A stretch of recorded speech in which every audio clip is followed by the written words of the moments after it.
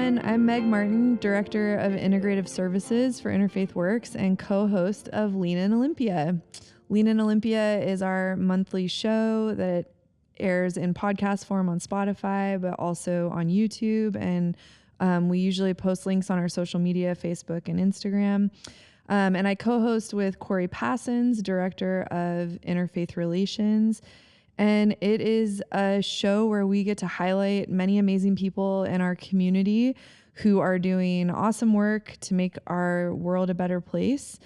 And I have one of those guests here today with me. So Keylee Marineau, thank you so much for being here. I'm wondering if you can introduce yourself. Sure. Thank you for having me. Lovely to be here, as always. So I am Keylee Marineau, and I, for the last 6 years, have been working in our community and serving as the homeless response program manager for Thurston County. And prior to that, I was a director of a shelter program here in Olympia for youth and young adults. Awesome. Yeah. Can you tell us just a little bit about your Office of Homelessness and Housing Prevention? Is that housing affordability? That too. The Office of Housing and Homeless Prevention. Yes. Yeah. Okay, great. Just tell us give us a little overview of what you all do. Sure. So the Office of Housing and Homeless Prevention is located, that office lives within Public Health and Social Services at Thurston County. So typically, like, every county has an office that its purpose is to funnel and distribute funds from the federal and state level into homeless response initiatives and affordable housing programs. Mm-hmm. So that is true to our office. We have an affordable housing element to our team that handles mostly federal funds and some state funds for development of affordable housing programs. And then on my side, we have homeless response. I started my position in 2019 and predominantly to help facilitate the point-in-time count and other initiatives, which we'll talk about in just a little bit. But what happens in counties is these funds that come through into our office to be distributed are distributed competitively through a process, request for proposals or grant process. We're on a biennium like the state, so we give out 2-year contracts outside of the cold and hazardous weather contracts, which are on an annual basis. However, that process funds all things shelters, outreach, rapid rehousing programs, transitional housing programs in our county and community.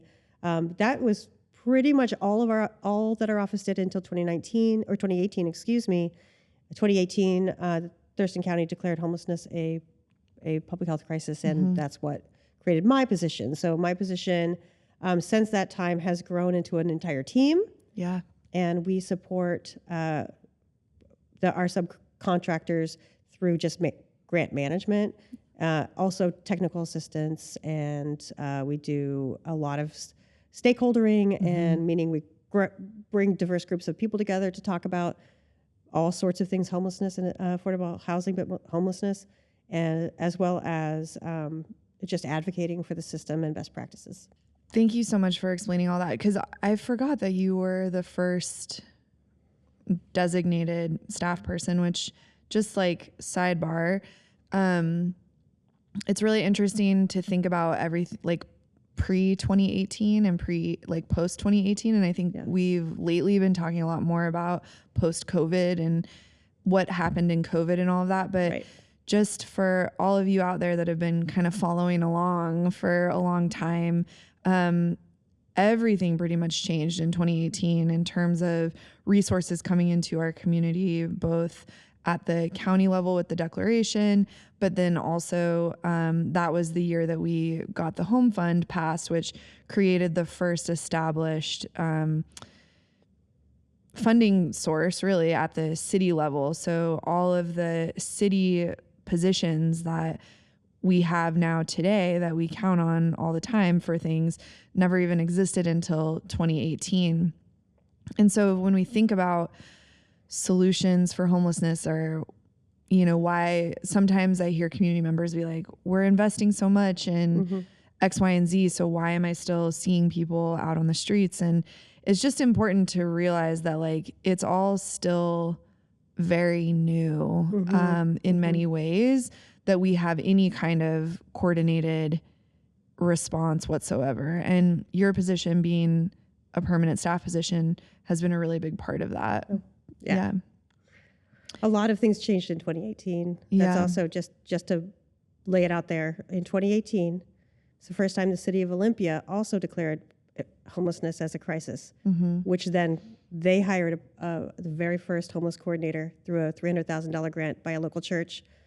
The county's declaration, the home fund passed, but also that was the year of Martin v. Boise, passed in August of that year. And what that meant was that the Ninth Circuit of the Supreme Court declared that moving people off of the street who are homeless without providing a meaningful place to go was unconstitutional. And so then downtown, I remember this statistic, downtown in Olympia in 2018, in August, there were 75 tents. By October, there were 330 some odd tents because Martin v. Boise halted sweeps. And so the city had to figure out legally what could they do with Martin v. Boise.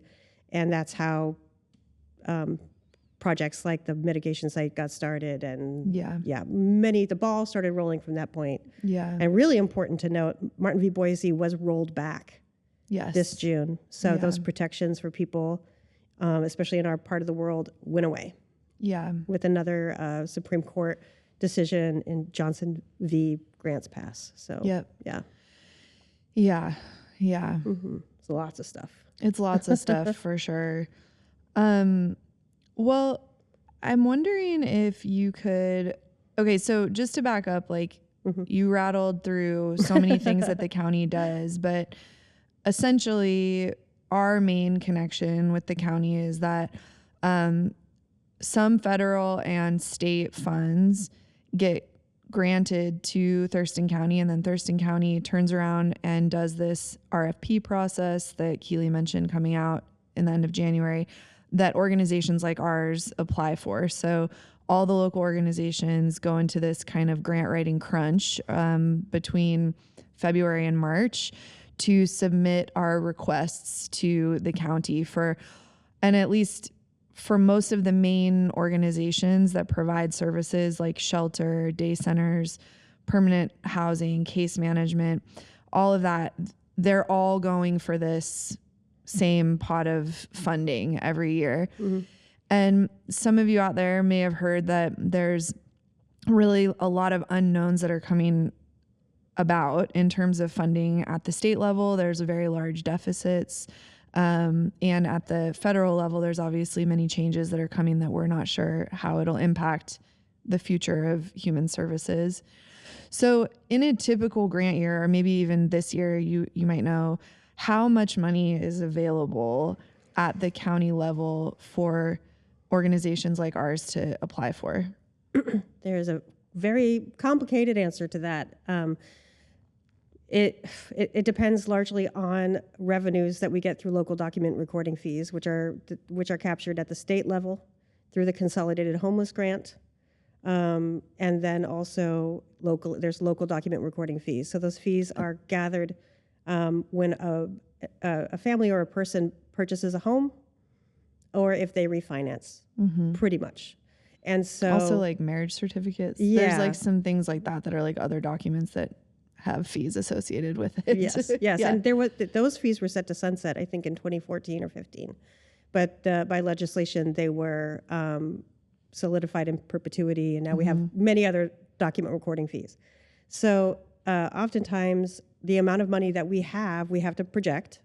And ironically, during the pandemic, there are many fund sources that we suddenly had that just came pouring in. But one of the things that also happened is because the interest rate was so low in 2020, so many people were buying homes and everyone was refinancing. So document fees were also very high. We had just a boon of document recording fees. However, in the last couple of years, with interest rates being so high, the number of people purchasing homes, especially refinancing homes, has gone significantly down. And so our revenue in 2023 went down. Well, it was okay for document recording fees that year. 2024, document recording fees were way down. This year, they're also down because the interest rates are still high. Also, in 2023, at the beginning of the 2-year funding cycle or biennium, all of our COVID funding was going away. Yeah. So Governor Inslee and his administration really prioritized housing and homelessness, especially homeless response. And so in 2023, when we thought things were really bad, the state, through the governor's budget, we were able to patch things together and actually fund everything at the level at which it was being funded in 2022, I believe, at the time. In the following year, same thing. We received extra funding. We received some funding to respond to the inflation, called the inflationary fund. And we were actually able to fund all of our programs at ask for the first time, almost every single one. Yeah. At ask, which is unprecedented. Yeah. Yeah, typically we make a request amount, and then one of the questions even on the application is how little money can you do this with, basically, and then we get significantly less than what we need or asked for. So typically, but this year it was funding everyone at ask, which was a huge deal. Huge deal. Well, the state is looking at these deficits.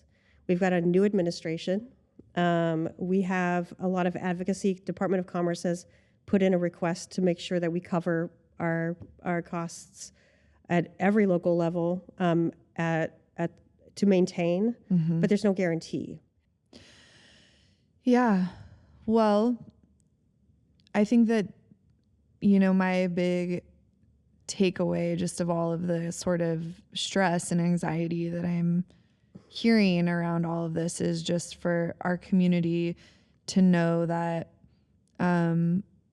there could be a real threat to human services locally here, and to just kind of pay attention to that. And we've made so much progress, and I know that it's not always visible to everyone in the same way, but to think about going back to a time where we had so many fewer resources is really a scary thing. So yeah. But we won't panic about that until the time comes. Yeah. So let's talk about the point in time count a little bit.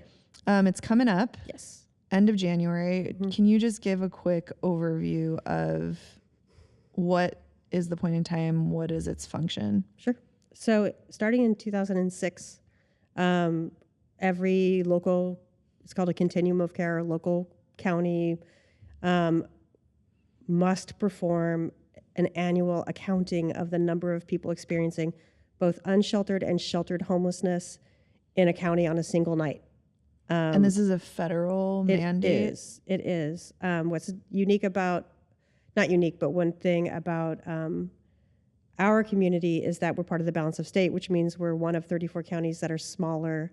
And so basically the boss of how we do the point in time count is Department of Commerce, whereas larger counties like King County, Snohomish, Pierce, Clark, and Spokane, they are their own continuum of care, so they get to make more creative decisions about how they'll have a little bit more control over how the survey is administered, et cetera, what's on the survey, whereas Commerce is the entity that tells every one of the 34 counties what the expectations are for every point in time count. Okay. So for instance, like Pierce County, King County, they figured out a way to do it all digitally on iPads and whatnot, and we still use paper, because there's a security concerns around data.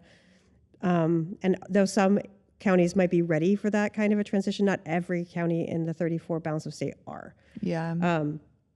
So it occurs every year on the fourth Thursday night in January. History there is that it's somewhere around the coldest night of the year. So the idea is that if people are going to come inside, they're going to come inside on that night because it's so cold.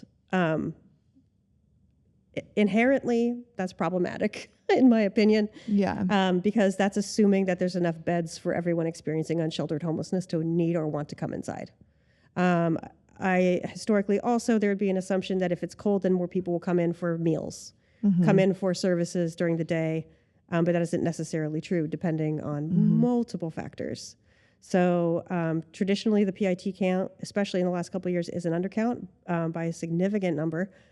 For instance, in 2024, in terms of unsheltered homelessness, we, through the point-in-time count, counted 334 individuals. Those aren't households, those are individuals who are experiencing unsheltered homelessness. Well, you've just said it, like many people have the question, well, if that's true, then why are there so many people on the street? Why do I see so many people? Why are there so many visible people experiencing homelessness?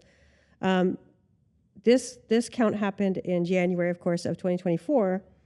And we're also, our community is part of an initiative called Built for Zero. And the idea is that through a process of trial and error and a lot of hard work, we try to create a master list of all people experiencing homelessness in our county by many, many methods to get to quality data. And what that means is that there's a deduplication process that's been administered to make sure that we're not double counting anybody, that we have everywhere as much as we possibly can covered by outreach or other kinds of ways that people experiencing homelessness can come in contact with the system, and we create this by name list.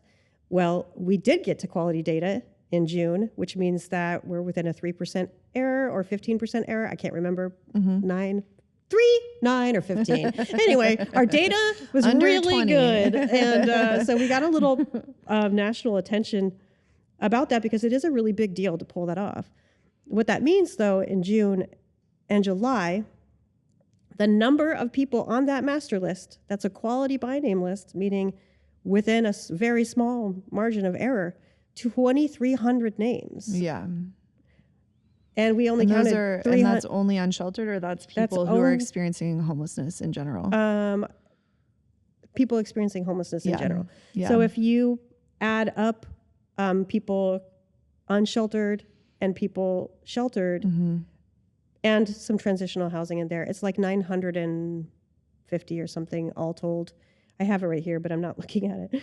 From the 2024 point in time. From the 2024. And that's including transitional housing projects, which is 158 people. Yeah, yeah. We do our best to count individuals that through supplemental means that don't meet the HUD definition of homelessness. So a lot of people are doubled up. They are sleeping in their vehicles. They are staying in hotels.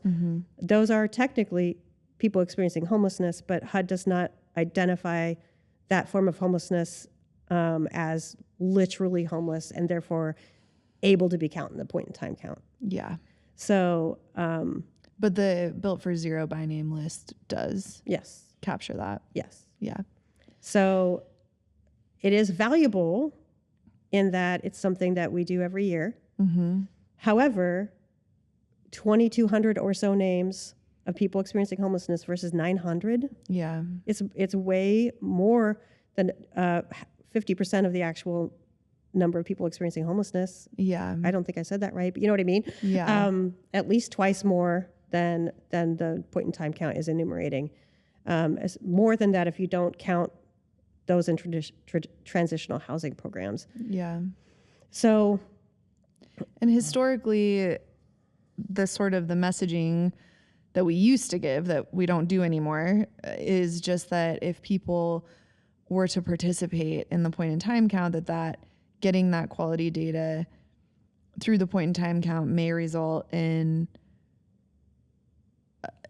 describing a greater need in the community that could potentially result in more additional funding. Yes. But then it never really has kind of panned out that way. And then it's problematic because it's an undercount and there's all these kind of issues with it. Yeah. I mean, I think that it is useful to get a daily snapshot though in that way. I know that for us, like our daily counts that we have for Sergio's and for the shelter, it really does help us over time paint a picture. And I think that there is some benefit to the point in time seeing it year after year after year. Yeah. That even if it's an undercount, it still does or I don't know if you would think this is true, but it still does sort of follow the trend of the greater I think it count year to year. I think it does, and I think that there's a number of things. Has homelessness increased? Absolutely. Yeah. Absolutely. There's a wonderful a statistic that I found shocking back in 2019.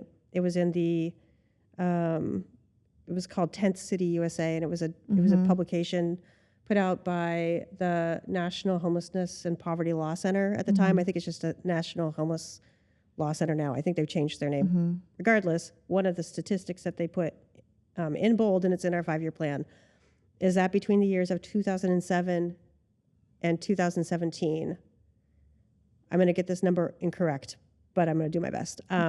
Visible homelessness increased in the U.S. 1,342%, I believe the number is. Yeah. Between those 10 years. Yeah. 2/3 of that increase happened between 2007 and 2013. I think I might have that wrong. The point being, what happened in 2007? The housing crisis. Yeah. People lost their homes, and visible homelessness skyrocketed. Yeah. That hasn't ended. Yeah. And if we're hearing story after story of people and families losing their housing. I was just working with some young people here today in another role that I have in the community, and listening to me tell stories about they're a young trans couple, and they were staying in an apartment complex that in 2 years' time went from $1,700 a month for a 2-bedroom apartment to $2,700. Yeah. And they were eventually evicted. Yeah. And they're currently housing insecure, but they're fine in their house right now. But just that story is way more common than you think. Yeah. Yeah. Well, and we really learned that. I mean, I feel like that was one of the great ahas of COVID, was just, now there were some issues obviously with all the rent assistance that went out from Thurston County, but I think it was a huge learning opportunity for us to really, because we've said for years that there's 30,000, 37,000 or more rent burden families. So people paying more than a third of their income to their housing in Thurston County. But that's kind of like, how do you, or for me, it was always sort of like, how do I like actually picture what that means, or how it results in people falling out into homelessness.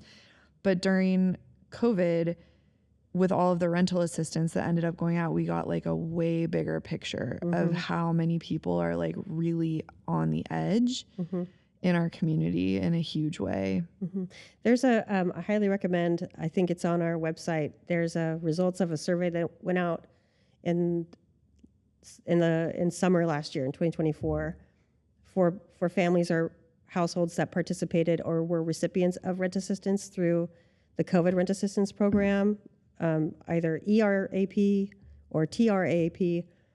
And the results were really upsetting and staggering about how many people it was really amazing return on that survey, like 25% or something like that.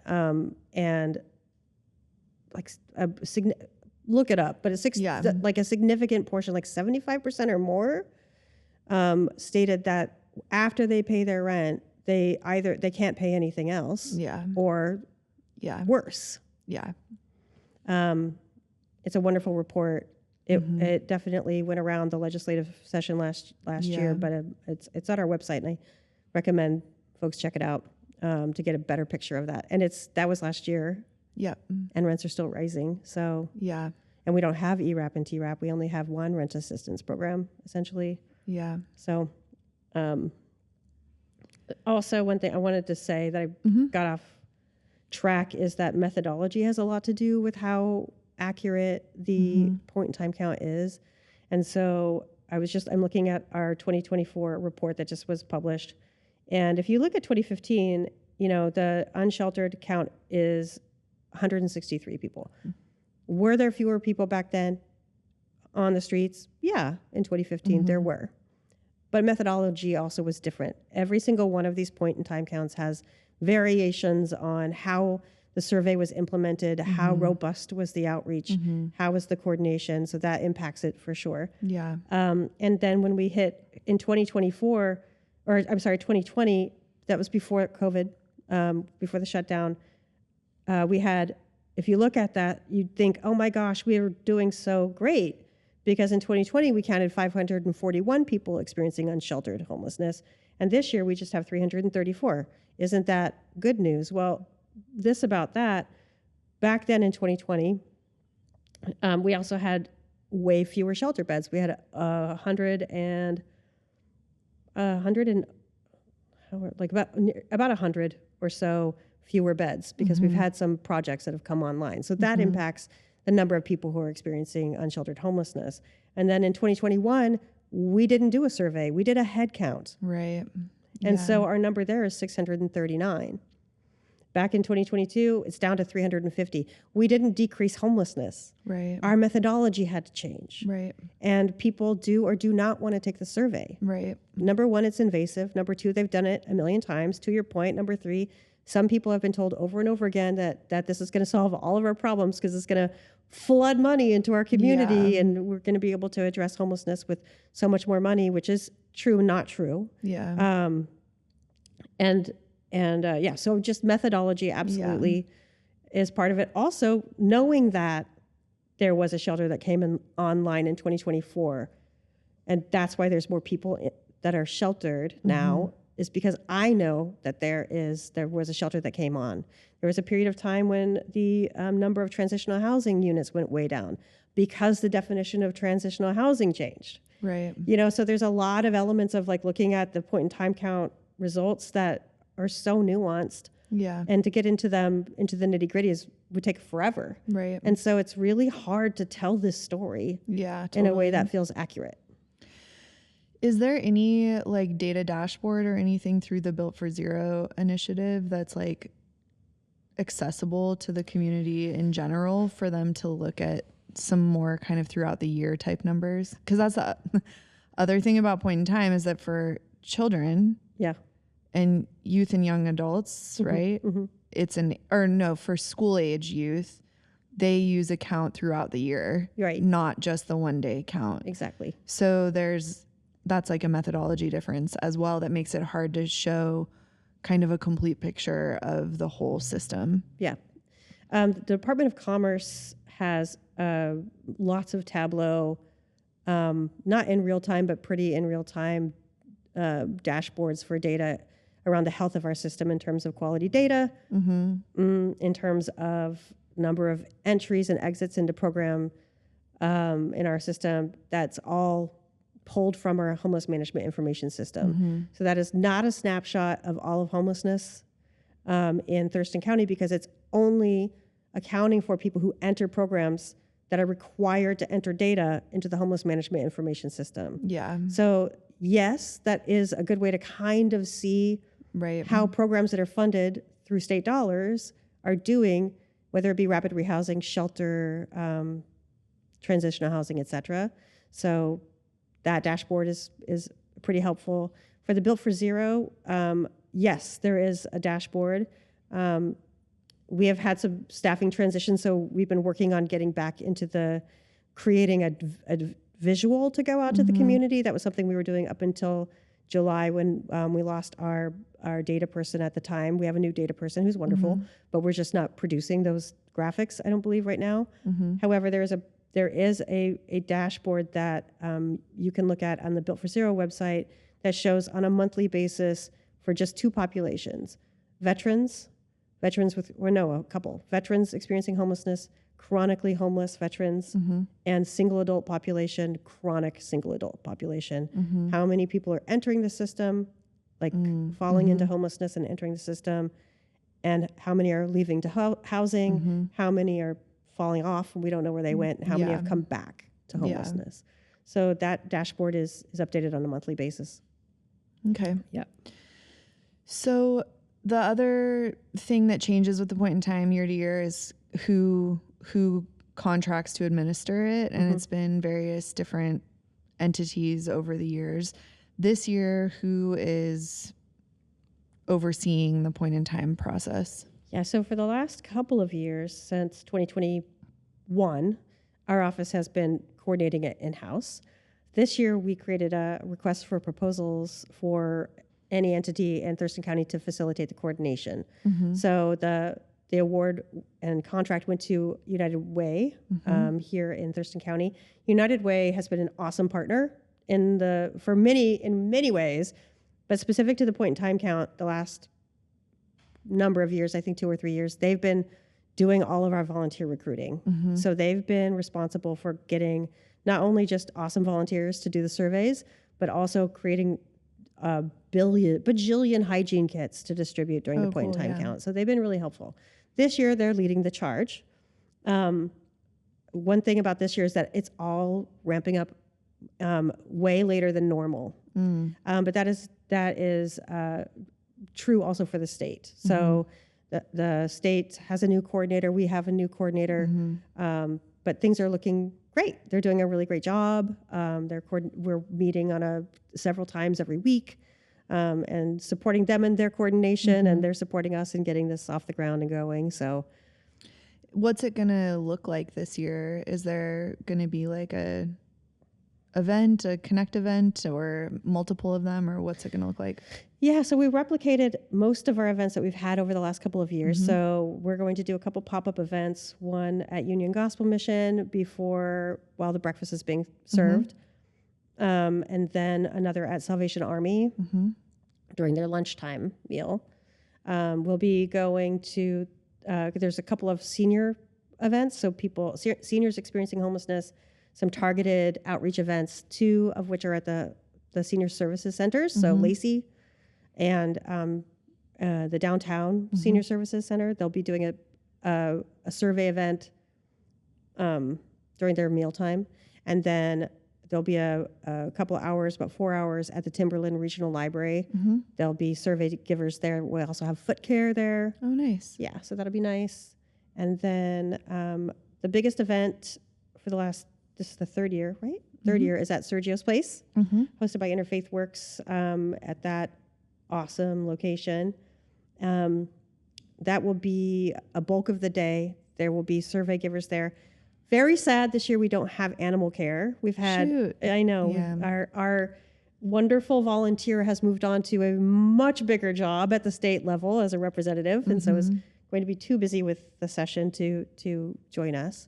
But there will be food and other things going on at that at that location. Young adults, Rosie's Place is doing something for youth and young adults at their space. And then there will be a couple 7-day activities. So the count is to ask people where they stayed the night on Thursday, January 30th, 2025. And we can ask that question starting on Thursday, either where are you intending to stay the night tonight, for 7 days.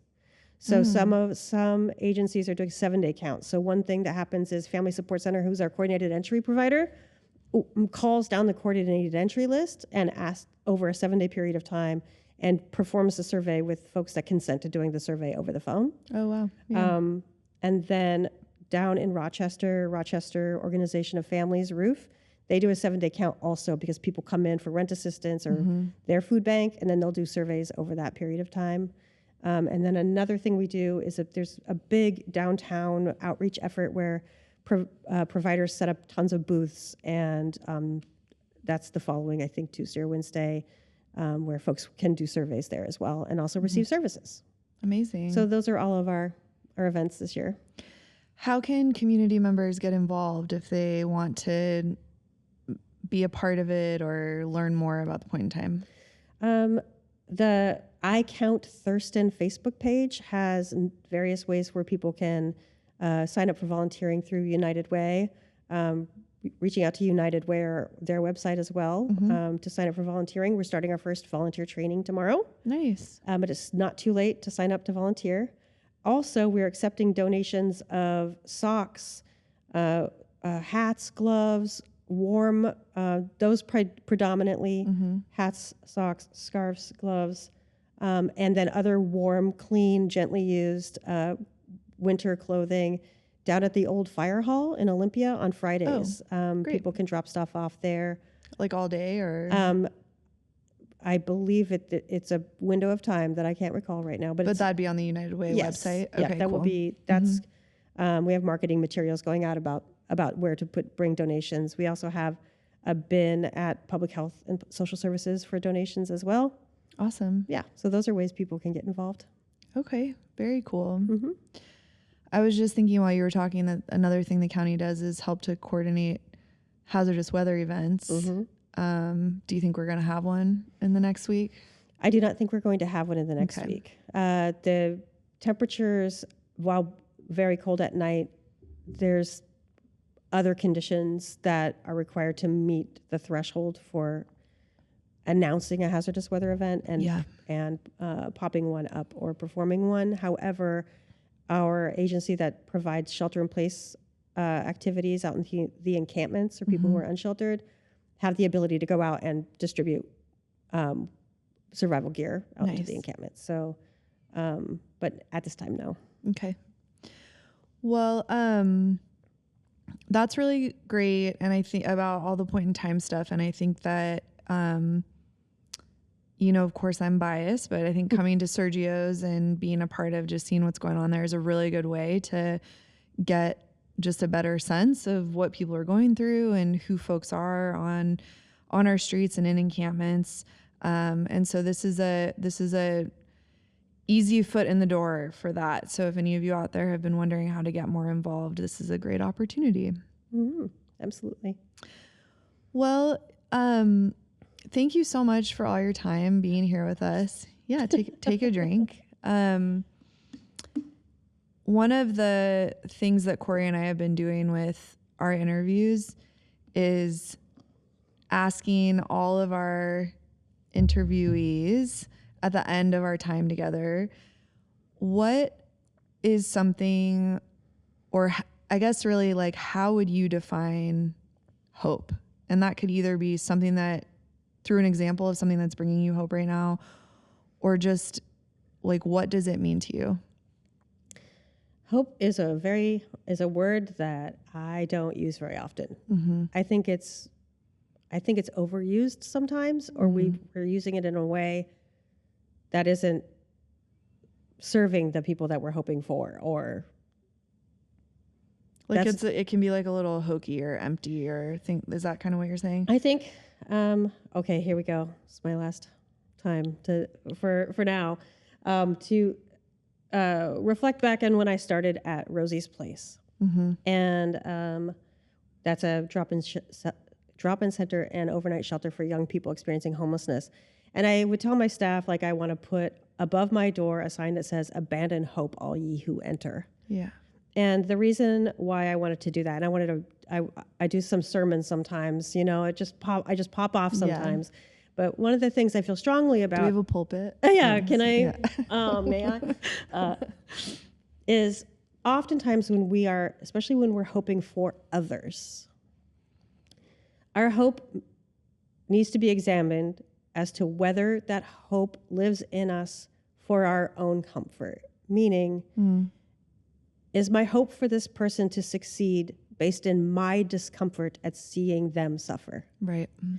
So if there's a young person who was really struggling with substance use, and they go to treatment, and there's that part of us that's like, this is it.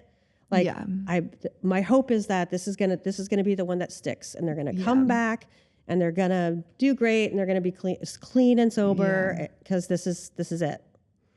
And they come back and they do pretty well, and then something happens and they fall back into usage. Yeah. That hope I had was because I'm so uncomfortable watching that person suffer. Right, or you're scared they'll die, or it's like your own need. Discomfort. Yeah. My need is that those people need to not suffer because it's painful to watch people suffer. Yeah. And when I get caught up in that hope, I'm not able to celebrate what it is they did do. Yeah. Like, if I'm so focused on my hope for them to finally be sober so that they can have a life that's easier for them or whatever. I'm missing the opportunity to celebrate the successes that they are having in real time. Mm-hmm. Or how they define success in their own life. Or how they define success, yes. So on that note, one of the things, I was thinking about this today, and one of the things I've been doing has kind of accidentally stumbled into this side gig I have where I'm helping out to just provide mostly physical and administrative support to an amazing group of queer and trans people in our community that have come together on their own. This is something they organized. I just have the privilege to be there to help support it. And they come together every Tuesday. They've organized a list of people in the community that are food insecure, and they deliver food every week. There are more and more people who participate. People can also drop in and come and get food. This is at Gabby's Olympic Cards and Comics every Tuesday for queer and trans folks that are food insecure, by the way. Between 1 p.m. and 4 p.m., people can drop in and come and grab groceries. And sitting there and watching community members organize together to support each other, being supported. The folks at Gabby's and Gabby herself are tremendous, amazing, huge human beings with huge hearts, providing a space that feels safe for these groups to come together. They play games, and they also distribute food to each other. I just mostly witness it. Yeah. And I am touched every day, every time I go. Yeah. So I think right now when I'm thinking about hope, I'm thinking about how groups are coming together for mutual aid and care. Yeah. And how vital that is for our survival, our collective survival. Yeah. To have these spaces that we mutually care for, comfort, and support each other. So that's how I'm finding hope. I love that. Yeah. Oh, you can all just sit with that for a second. I like that. Yeah. Well, Keylee, thank you so much. Is there anything that you feel like we left out or that you would want a monologue to the camera? I know you are an actor. Anything we need to say to the community today?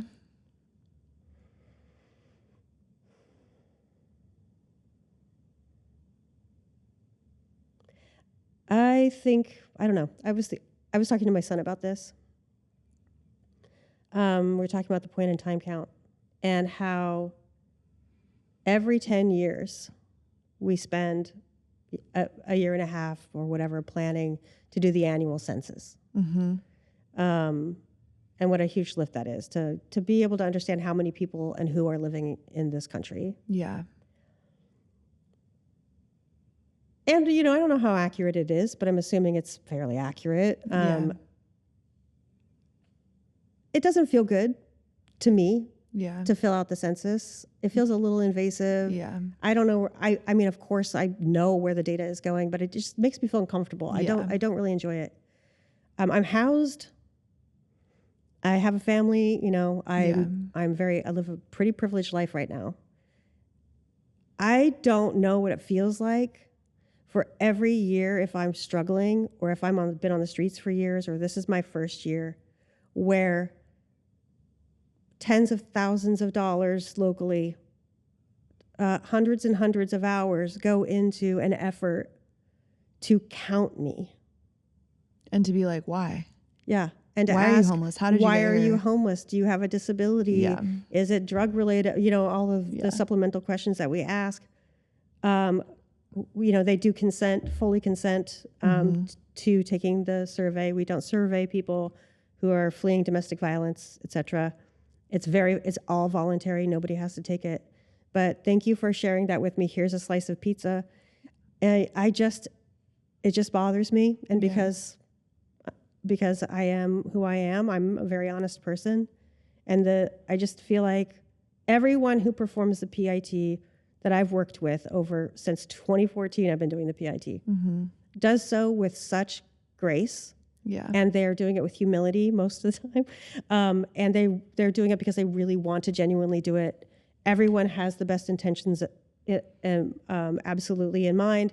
Everybody, we try to make it trauma informed.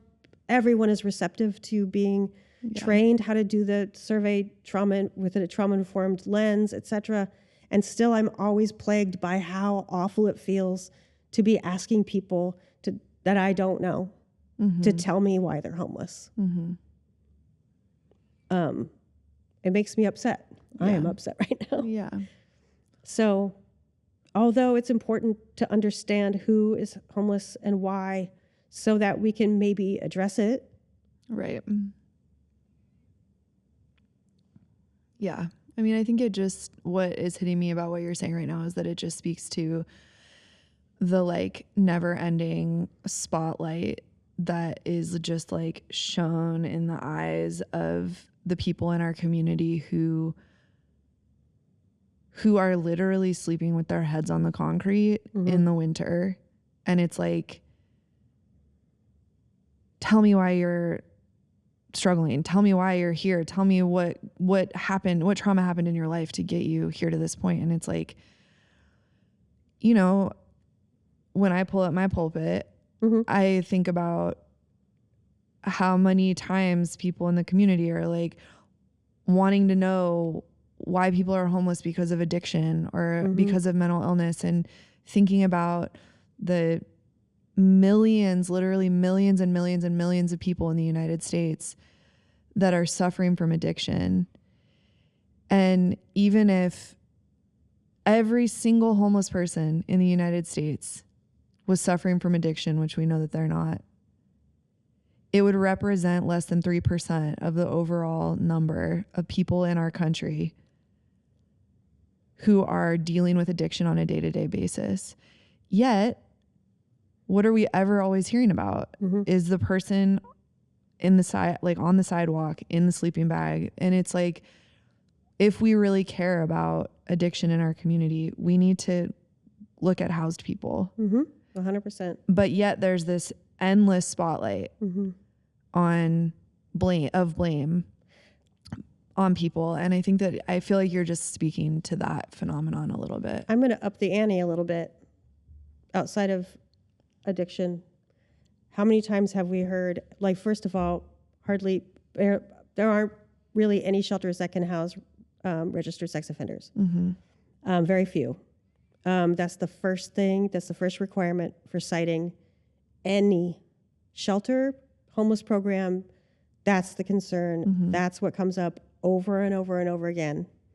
I don't know if everyone knows, but 2 weeks ago, a study that was conducted in Germany of an app, Signal, I think, an app that anyone in the world can use. They discovered chat rooms where over 70,000 men were participating in conversations about how to perform sexual assault on women. Yeah. Whether or not they were related to them. In fact, most their wives, their mothers, their children. Yeah. Strangers. 70,000 men. Yeah. And yet we're concerned that somebody who we're concerned about registered sex offenders in our neighborhoods. Guess what, everyone? Yeah. They are. Yeah. 70,000. 70,000. Yeah. Yeah. And and also, like, part of what makes me upset is, first of all, that the hypocrisy abounds everywhere, of course, yes. And I can't help but think about, like, when I think about the point in time count, right? I think about, like, what the intent is, and, like, the people who are performing it, providers especially, and other community members. Like, we want people to be housed, we want people to be safe, we want dignity, and et cetera. Like, that's where our hearts are coming from, I would say, generally. And then I think about my time as a service provider, and I think about how many I've been doing the point in time count since 2014, and you more than I can account for how many people since I've been doing the point in time count in 2014 have died. Yeah. No amount of counting them. Yeah. Kept that from happening. Prevented, in my opinion. Yeah. And that really gets me. Yeah. When, we're all trying very hard to do this work. And then we have these methods that we're required and activities and we're required to administer, and it still doesn't prevent preventable deaths. Yeah. And the stigma that we just discussed. Yeah. Sorry to go off on a weird tangent, but it just feels very relevant and really important. Well, and I think that piece about the stigma, like when I think about how we ever are going to get out of a reality in which homelessness increases or that people continue dying or that there's this suffering in this way, it's just like any more these days when people ask me how can they get involved or what can they do, I really think that we have to just go back to this place of doing whatever we can, the work inside of ourselves to be able to connect to everyone's humanity, even if it's people that we don't understand or don't agree with the way that they live or don't like how they look or don't, whatever it is. It's like if we can't find a way to connect enough to our own humanity that we can connect to others, we're just going to keep counting every year. Yep. Yeah. So a really good way to find that humanity, truly, like to be completely honest, is just to start meeting people in the community and to learn more about why people are where they are. And so I do think that this volunteer opportunity is a really good one. Interfaith Works also has monthly volunteer opportunities if the timing doesn't work right for the point in time. And so there's information about that at our website, iwshelter.org/volunteer. And we've got volunteer opportunities in all of our locations at this point. So yeah, get to know folks, get involved. It's a beautiful place to be. Yeah. Keylee, thank you so much for your time. Yeah, thank you. Really appreciate it. You bet. Thanks always to Sky Bear Media, and we'll see you next month.